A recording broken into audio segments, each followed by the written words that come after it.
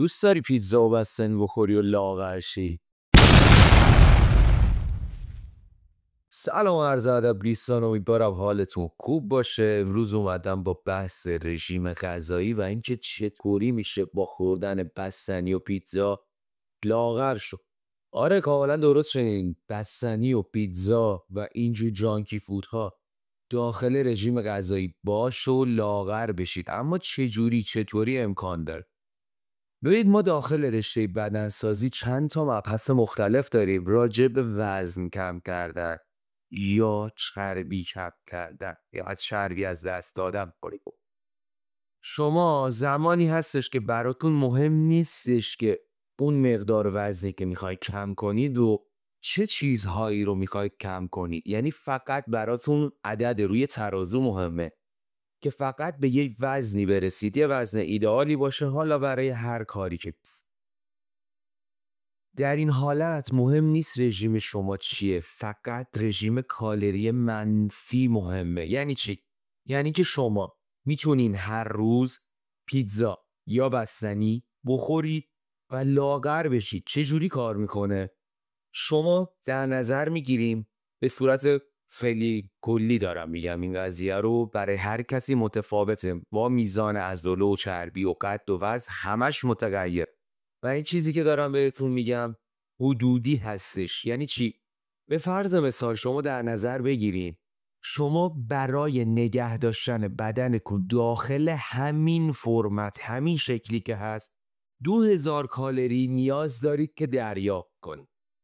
و این 2000 کالری مهم نیستش که از چه غذایی به دست بیاد. میتونه از همون پیتزا باشه، میتونه از بستنی باشه، میتونه از جانک فودها باشه، میتونه از مثلا نوشابه ها باشه، اصلا از هر چیزی که دوست داشته باشید. این 2000 کالری رو برای وزن کم کردن میاید میرسونید 1700 تا 1800 تا. یعنی چی؟ یعنی اگه شما نیاز دارید 2000 کالری دریافت کنید، به بدنتون کمتر میرسونید، نقصان کالری، که این در روند ادامه دار باعث میشه که وزن شما بیاد پایین و فقط وزنتون میاد پایین. یعنی چی؟ یعنی اینکه بدن شما عضله‌ای نمیگیره با خوردن پیتزا و بستنی و اینجور چیزا، ولی وزنتون رو میتونین کنترل کنین و بیاری های. اما داخل بدنسازی ما یه بحث دیگه ای داریم که چربی رو کاهش بدیم، به درس چربی بدن رو به اصطلاح کم کنیم. داخل اون رژیم غذایی مهمه که غذای شما تشکیل شده از چی باشه.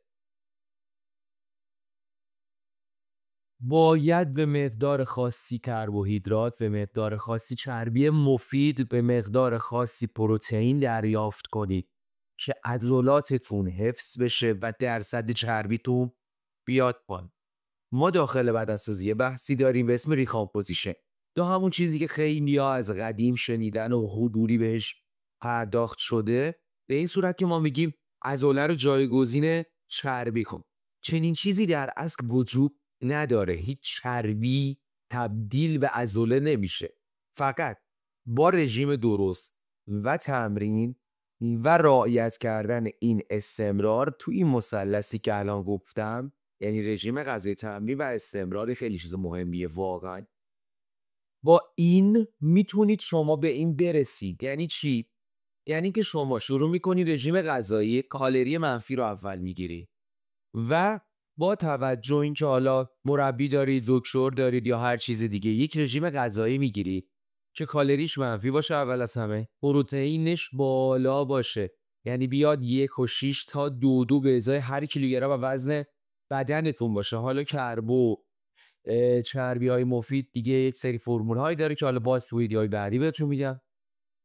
و بعد از این میان تمرین میکنین، عضلاتتون رو ورزیده میکنین، یا همون بحث ریکاوری که تو ویدیوهای قبلی بهتون توضیح دادم رو انجام بدین و این کار رو انجام بدین. رفته رفته درصد چربی بدنتون کم میشه، مقدار عضلاتتون زیادتر میشه، بدنو که یه شیپ خوشگل ورزشی و ورزیده‌ای میگیره و در نتیجه این ریکامپوزیشن انجام میشه، یعنی جایگذاری، جا به جایی، و این خیلی چیز خوبیه.